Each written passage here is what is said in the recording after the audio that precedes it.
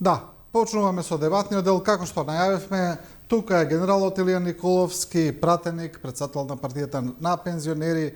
Генерале, добре дојдовте во студио 10. Добро ве најдов и благодарам на поканата. Кога зборуваме за партијата на пензионери, вие сте моментално дел од владеачката коалиција.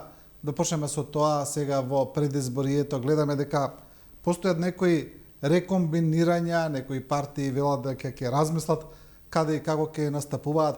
Која е вашата позиција? Право сакам да кажам дека нашата партија и во програмата, па и во делувањето не е идеолошки оптеретена. Значи, тоа е демократска партија и ние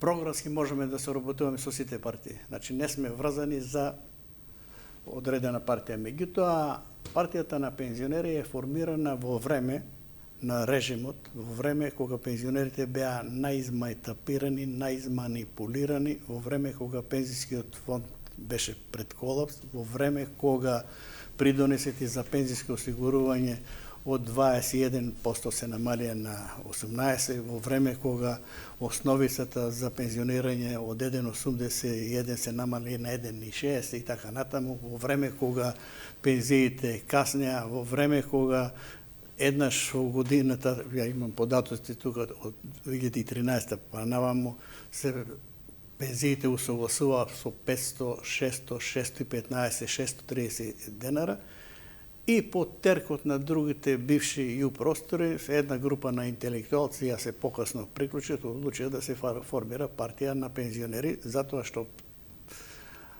политиката се занимаваше со пензионерите, но без пензионерите. Со формирањето на партијата на пензионерите се активно вклучени во политичкиот живот, затоа што со својот минал труд, со својот придонес во формирањето на државата, тие го тоа заслужуваат и не треба да дозволуваат други да одлучуваат за нив, него и тие да бидат дел од одлуката. И затоа ги повикува на пензионерите. Дали на ова пензионерите треба да имаат јака пензионерска партија, која може во рамките на своите надлежности во парламентот, како парламентарна партија, да делува во одлучувањето во општествениот живот, особено околу правниот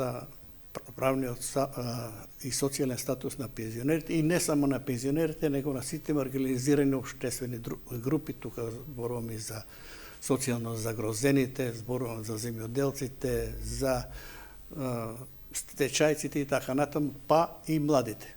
Добро, го успеавте ли тоа, го артикулирате, бидејќи имаше, да речеме, неодамна една серија на протести на пензионери кои излегуваа, барања меѓу кои се да се постави минимална пензија, како што има минимална плата, покачување на пензиите и серија на барања има. Да, и тие протести траја прилично долго некако. Да, прв пат во историјата на Македонија имаме пензионерски протести и дел од барањата на пензионерите се оправдани. Меѓутоа, пензионерите беа изманипулирани и се уште се манипулираат за одредени политички цели. Од кого? Од партијата на власт, меѓутоа, за жал, после иницијативата ја презеде мајорот во пензија Угриновски од партијата Единствена на Македонија, партијата на Јанко Бачев, партија која е антиевропски расположена, партија која е формирана под теркот на Единствена Русија, партија чија иконографија се поклопува со Единствена Русија, партија која го доведе пред неколку години дугини идеологот на Путин во хотел Континентал, имаше трибина и така натаму, така да ја презедоа и сега сакаа пензионерите, тоа ја би рекол дека и дел од хибридната војна против Македонија, сакаат они да формираат пензионерски листи, али позади нив да стои Единствена Македонија. Сега, кога увидоа пензионерите тоа, а и ВМРО кога увиде дека иницијативата им ја презеде Единствена Македонија, настана раскол. Првиот раскол настава во Кавадарци, еден дел од таа група се одели во Кавадарци, видео дека ги злоупотребуваат политички од неколку градови, само останаа со Огриновски. Сега пред некој ден се формира како така наречено ново здружение во Прилеп, каде што таа Верче која беше во почетокот со Огриновски од партијата на власт од ВМРО, така да настана еден раскол и ја пак можам да кажам дека имам разбирање за дел од барањата, имам разбирање, например, за стечајците, за оние со минимална пензија. Меѓутоа, ако погледнете кои протестираат, например, сега во еден град во Источна Македонија, седам една сабота и гледам од тераса и стотина луѓе гледам на протест. Меѓу првите, еден поранешен председател на Општински комитет на Сојуз на комунистите, потоа председател на извршен совет на општината, потоа бизнисмен, неколку фирми упропасти. До него еден поранешен началник на внатрешни, поранешен градоначалник, сега има геодетско биро, до него еден поранешен директор од неколку фирми. Кога гледате, сите имаат високи пензии, а си во првите, би рекол, борбени редови војнички, а сите ВМРО-ци. Значи, дека протестите беа од политички мотивирани, изманипулираа пензионерите. Зашто викам ги изманипулираат? Има некои нереални барања. Значи, нереално барање, ако може партијата која претендира да дојде на власт да даде на сите пензионери по 5000 денари, ја мислам дека е тоа нереално затоа што финансиски не издржива, ќе пропадне фондот. И така да тоа раскол настана и од барањата, некои од барања кои го они имат, ние сите тие барања ги имаме во нашата програма. Например, викаат закон за минимална пензија. Ние веќе тоа одамна го бараме за да се донесе закон за минимална пензија и веќе е подготвена оваа влада, требаше да се донесе, не се стигна, подготвен е законот, ние бараме да се донесе закон за минимална пензија, минималната пензија да биде 70% од минималната плата. И ние би биле единствена држава во регионот која би имала таков закон. Понатаму бараме просечната пензија да биде 60% од просечната пензија. Во Србија бара да биде 50%, во Германија исто така 50%. Понатаму бараме да се ублажат условите за добивање на социјална пензија. Ние сме единствена држава во регионот каде што имаме закон за социјална пензија.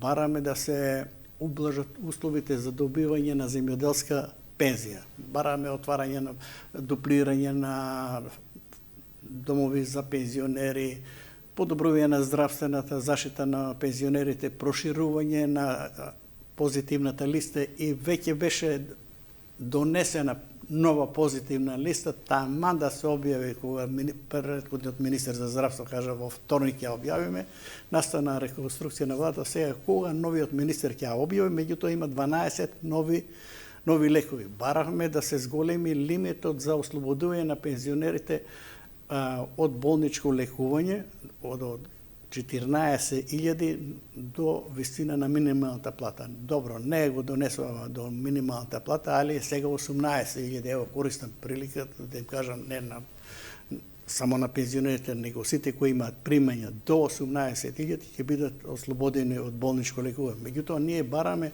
со тек на времето сите пензионери да бидат ослободени од болничко лекување, односно жени од 62 години, мажи со наполнување 64. Бараме да таа граница за пензионирање остане иста како што е, да не се подигнува границата за пензионирање. Значи, сите тие работи кои ги ние бараме и како социјална политика, здравствена политика, да не ги набројувам сите, тие еден дел од тие барања ги имаат препишано или пресликано од нас, ги бараат.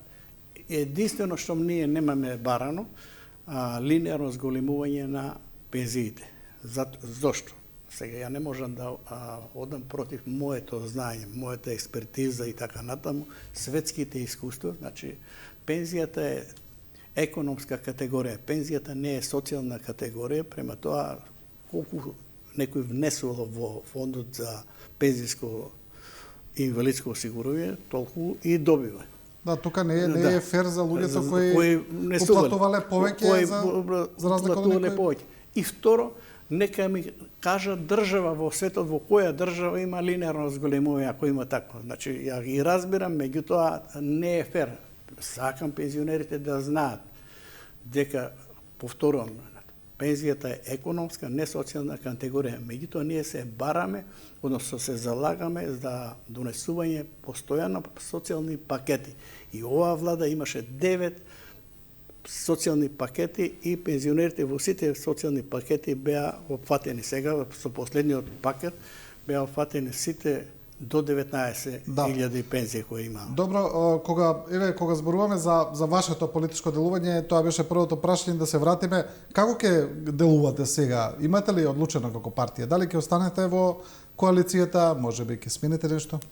Значи, јас реков кои беа мотивите да влегнеме во политиката, да формираме партијата и остануваме во коалицијата во која бевме. Зошто остануваме во коалицијата? Затоа што оваа коалиција е проевропска коалиција, коалиција која се бори, превзема сите организирани мерки и активности да продолжат преговорите со Европската Унија, затоа што по моје длабоко убедување за Македонија друга алтернатива нема ако сакаме просперитет на државата, ако сакаме економски да ојакне, ако сакаме да бидеме успешни во борбата против корупцијата, владење на правото, тоа можеме само да го реализираме со влегувањето во Европската Унија. И затоа што оваа коалиција има чисти цели, чисти намери и затоа остануваме во коалиција и понатаму да се бориме да се откочат преговорите и да се настават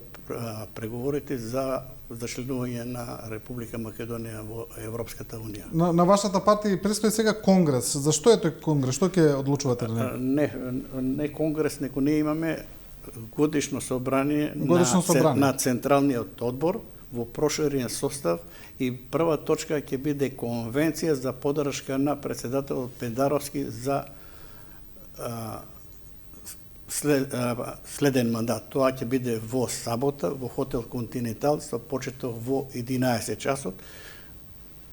Салата собира околу 250 делегати, толку имаме делегати и гости. Ево јавно ги повикувам средствата за јавно информирање да проследат овој настан, ќе биде присутен и председател Пендаровски, ќе има свое обраќање, можеби ќе го поканиме и председател на СДСМ као коалицијна партнер, односно стожер на коалицијата, дали ќе дојде за него не знам, али председател Пендаровски прифати и ќе биде присутен на оваа конвенција. Ние на извршниот одбор на 1.3. ние донесовме одлука дека го поддржуваме предлогот за председател Пендаровски повторно да биде избран, меѓутоа сакаме тоа со конвенција да го потврдиме.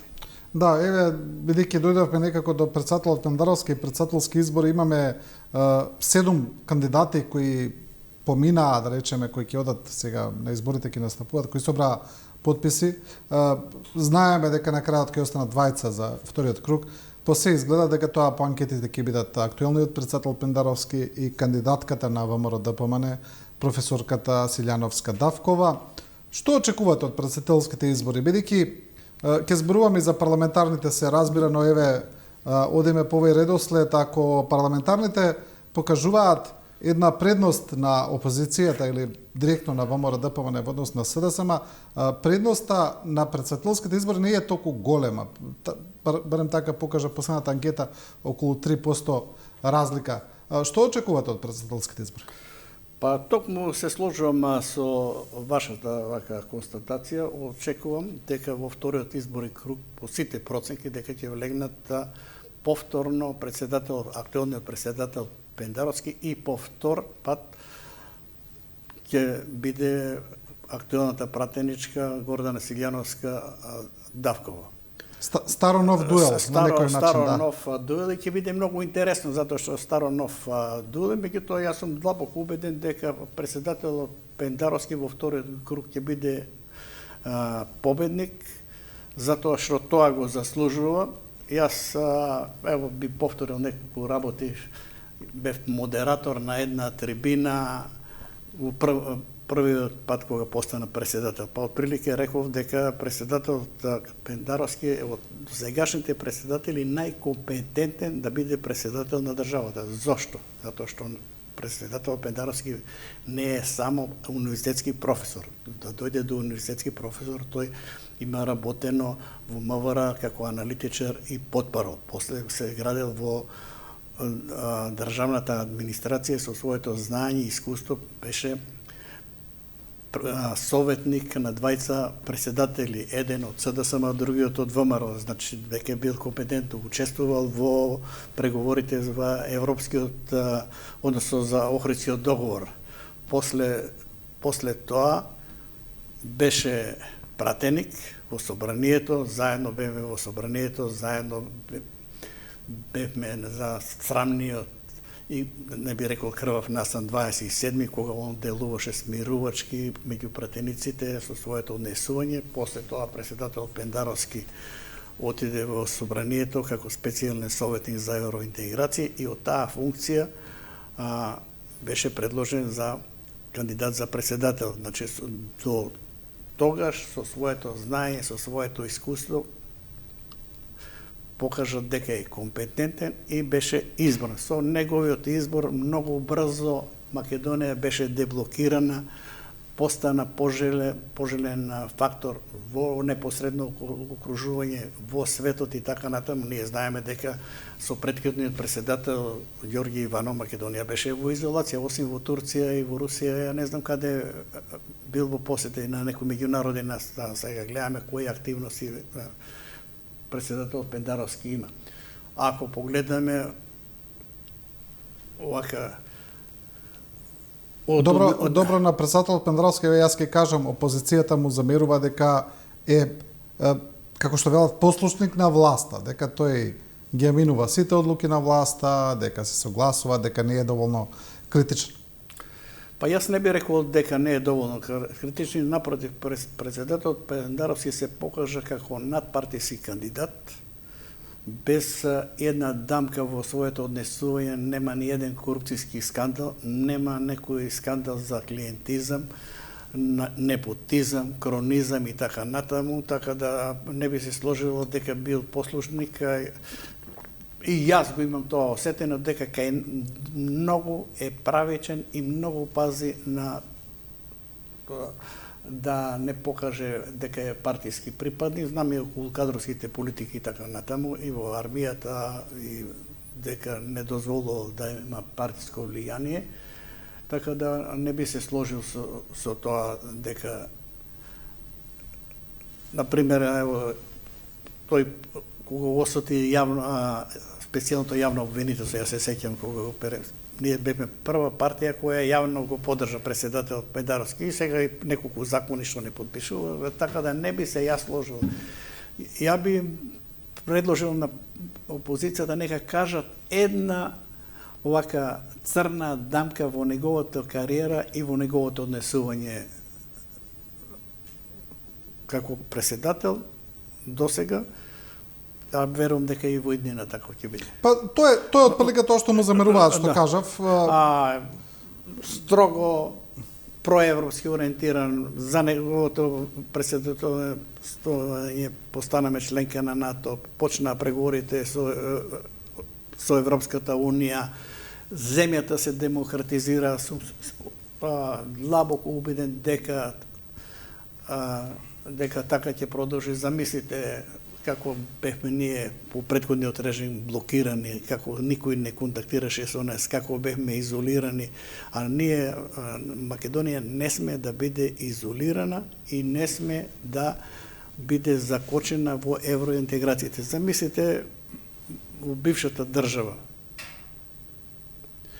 кога имаме шанса да влегнеме во Европската унија, да не дојде до тие поделби. Сега Македонија ќе беше, односно Југославија ќе беше многу понапред од сите земји од југоисточна и источна Европа. Меѓутоа, за жал, дојде до крвав распад на таа држава заради тие национализми кои беа, и затоа се ја и плашам овде од однесувањето на опозицијата, како што вика дека Бугарија ќе биде албанизирана, односно Македонија ќе биде албанизирана, ќе биде бугаризирана и така натаму.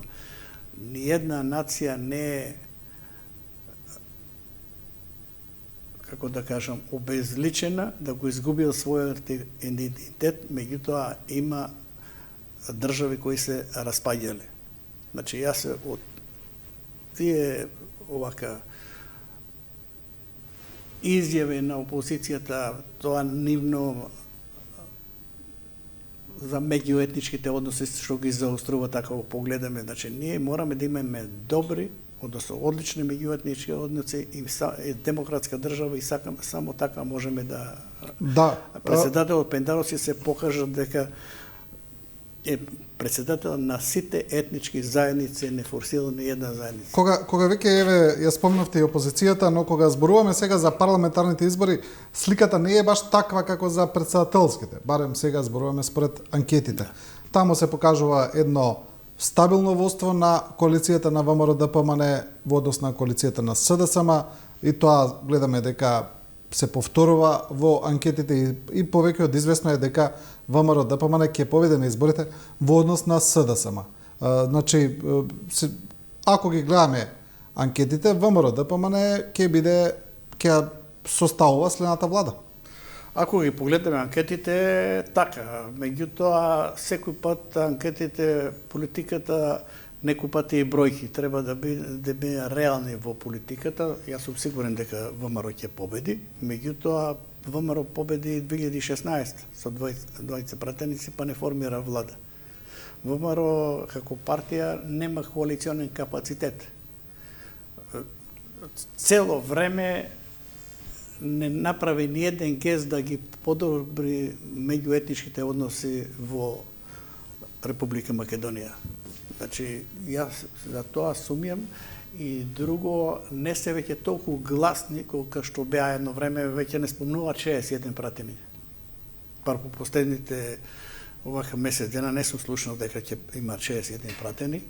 После собирањето на подписи за председателските кандидати, неколку дена не се огласија, затоа што беа непријатно изненадени. СДСМ во истиот ден имаше марш на жените во Кавадарци околу 5000 дени, во истиот ден имаше конгрес, односно конвенција за поддршка на председател, и во истиот ден собираше подписи за председател Пендаровски без некои притисоци. Ево, на нас коалиционите партнери не ни кажаа дека треба да се собират подписи. Ние разбравме и голем дел од партијата на пензионери отидува, меѓутоа не организирано да ни некој кажал дека ќе се собира, него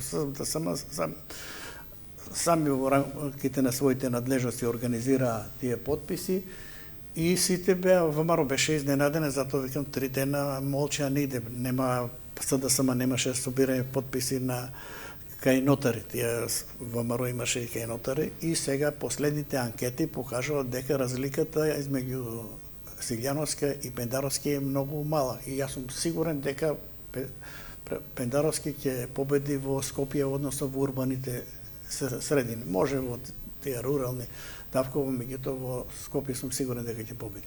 Да, тоа зборувавме за председателските и за парламентарни, дека има разлика во анкети, тоа е така. Едно од главните прашања сега, ако зборуваме за изборите и за она што државата го очекува, тоа е продолжување на европскиот пат. Ние сега немаме перспектива во таа насока, бидејќи знаеме за да продолжат преговорите, да се одржи втората меѓувладина седница, треба да се смени уставот, да се стават бугарите во уставот. Изборите се веќе почнати, тоа е завршена работа за овој парламентарен состав, за идниот ќе видиме, но немаме сега ние некаква назнака или перспектива дека наскоро ќе продолжат преговорите со Европската унија и како би продолжиле. Еве, и доколку Вие велите дека тоа ќе биде тешко, но еве да предпоставиме и дека ВМРО ДПМН ќе ја формира следната влада, го знаеме нивниот став во поглед на промената на уставот. Значи нема тука никаква шанса која се гледа за тоа да продолжи. Токму тоа и мене ме загрижува. Затоа што ВМРО, јас реков дека ќе победи, дали ќе формира влада, ево хипотетички да формира влада. ВМРО, односно лидерот на ВМРО, господинот Христијан Митовски, досега не кажал на кој начин мисли да се продолжат преговорите и на кој начин мисли да се откочат овие преговори, кога вика и да дојдеме на власт, ние нема да го смениме уставот. Не кажува која е таа алтернатива и затоа и меѓународниот фактор е загрижен околу тоа и затоа меѓународниот фактор дава отворена поддршка на партијата на власт, затоа што во оваа геополитичка ситуација Македонија, односно Балканот, не сме да биде надвор од евроинтеграциите. Значи, толку организирани мерки и активности и Европската презема и Соединетите Американски држави како наш стратешки партнер, меѓутоа јас сум загрижен затоа што не кажуваат која е алтернативата нивна и која е перспективата на Македонија ако не ги продолжиме преговорите кои се моментално закочени и ако ние не стремиме кон Европската Унија. Ако има друга алтернатива, треба да ја Знаете како, бидејќи ја спомнавте меѓународната поддршка, да, пораките пред се на Соединетите Американски држави беа прилично јасни во таа насока и прилично директни, јас би кажал. Сега имаме една предложена резолуција во Американскиот сенат од двајца републиканци и двајца демократски сенатори, резолуција која треба да ја поддржи Македонија за продолжување на европскиот пат, во која се вели дека со Бугарија не смее да има веќе никакви билатерални пречки да продолжи тој пат и тоа на некој начин се гледа исто така како продолжување на таа поддршка. Но знаете како велат некои аналитичари кои ја поддржуваат опозицијата на некој начин и велат една е меѓународната поддршка, ама народот гласа тука на избори. Токму така. Народот гласа, народот може да биде и заведен со пропаганда и така натаму, друго народот не гласа за, него гласа против. И вообичаено е после неколку години некоја партија која е на власт, народот гласа против. Меѓутоа, оваква отворена поддршка како сега со оваа резолуција, ние не сме имали ни за време на Груевски таква отворена поддршка. Значи, ни дава до знање дека треба да се откочи тој процес и дека Македонија е важен и пожелуван партнер во меѓународната заедница и Македонија треба да искористи овој геополитички момент кој е сегашната ситуација со војната во Украина, сега палестинците Газа во Израел и оваа ситуација ние треба да ја искористиме и да продолжиме на брзата трака и заедно со Црна Гора и Албанија да влегнеме во Европската Унија. Јас повторувам, ја немам дилеми и идеја, нормално е дека ќе дојде до промена на власта, после известно време доаѓа до промена на власта, меѓутоа не гледам кои се идеите, кои решенија нуди лидерот на опозицијата. Он се уште не се изјаснил на кој начин мисли да ја внесе Европската, односно Република Македонија во Европската Унија. Вика, ние сме за Европа, меѓутоа треба да кажеш на кој начин. Да, но на власта, ајде да речеме, не и помагаат ни многу честите афери, ајде да кажеме, кои излегуваат, кои го проблематизираат владењето, па некои велат власта е со полна уста европска реторика, но она што го прават во пракса не е многу европски. Зборуваме за аферите кои се поврзуваат со корупција и така натаму. Тука се сложувам со вас. Јас реков и на почетокот дека партијата на пензионери е стрикно детерминирана и строг борец против корупцијата во државата. Јас можам за себе да кажам, исто можам да ми најдат колку сакат мани, сите имаме мани, али нека каже на некој на земјаната топка дека сум корумпиран, дека сум побарал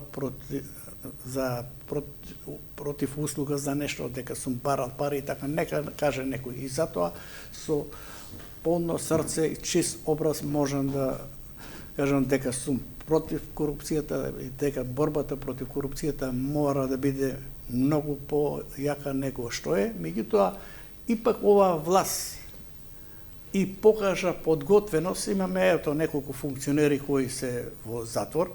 Нека каже претходната власт дали и еден функционер ни со прст не е покажан дека бил корумпиран, а знаеме каква беше ситуацијата. Сега, например, околу председателските кандидати, Гордан Силјановски многу често знае да критикува актуелната власт за корупцијата и така натаму, меѓутоа никој пат не кажала ни еден збор за корупцијата во претходната власт.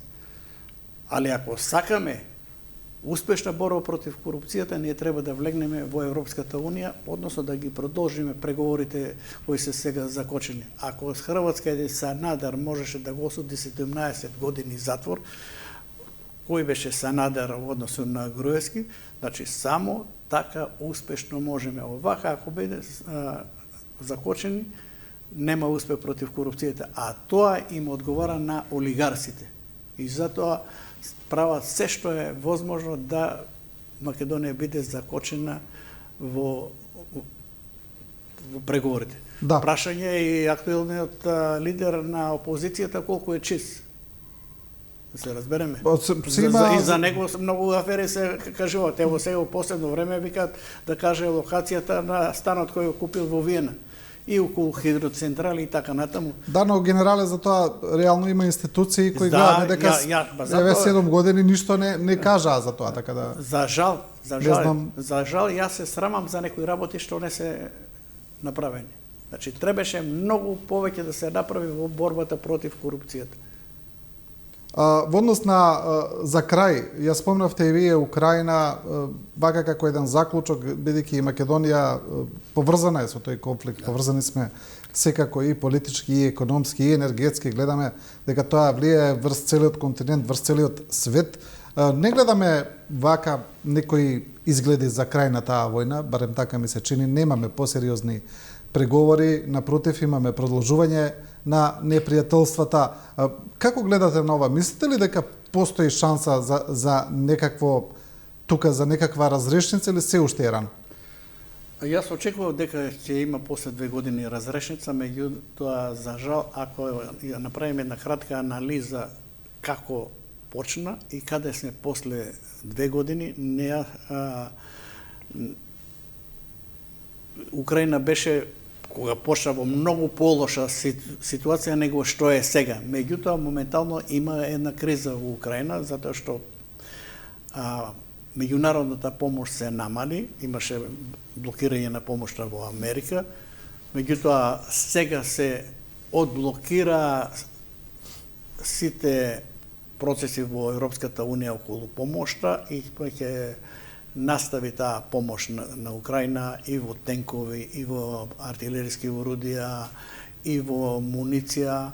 Истовремено сега Украина увиде дека меѓународната помош е недоволна, градат фабрики за тенкови, за артилериски орудија, без сопствено производство не може. Така да мислам дека ќе дојде до некој пресврт, иначе би било трагедија да Украина изгуби таа војна. Значи тоа трагедија и за светот, и НАТО сум сигурен дека нема да дозволи да ја изгуби таа војна. Меѓутоа, без обзира што русите имаат некој напредок сега, и таму настана голема криза, и русите имаат околу 500.000 жртви. Не зборувам за ранети. Тоа не е мала работа. Значи 1:3 во односу на Украина, и ако сакаат успешно да продолжат операциите, тие мора да извршат нова мобилизација, значи после изборот на Путин, на тоа треба пак едно 400 до 500.000 луѓе. Меѓутоа веќе се јавува незадоволство во Русија, одредени сопруги бараат да им се вратат сопрузите, од мајки да им се вратат синовите. Така да ќе мора да се седне дали до крајот на годината ќе мора да се бара некое решение. Иначе се очекува поголема помош. Сега со влегувањето на Шведска во НАТО, Шведска ќе даде поголема помош за Украина. Франција се очекува да дадат миражи. Данска целокупната своја артилерија ја даде за Русија, така, односно за Украина, така да помошта ќе настави и очекувам дека ќе се стабилизира, стратегиската одбрана Украина ќе ја стабилизира, која сега малце е дестабилизирана. Да. И се разбира дека сите се надеваме дека на некој начин ќе дојде разрешница на тој конфликт, на крајот ќе мора да се седне да се преговара, го знаеме тоа како завршуваат сите војни. Генерале, ви благодарам за ово учество. Благодарам и на поканата и да се видиме друг пат. Се разбира. Со ова го завршуваме првиот дел, одиме сега со една кратка пауза, останете со нас, продолжуваме со Благој Чатанасовски, политички аналитичар.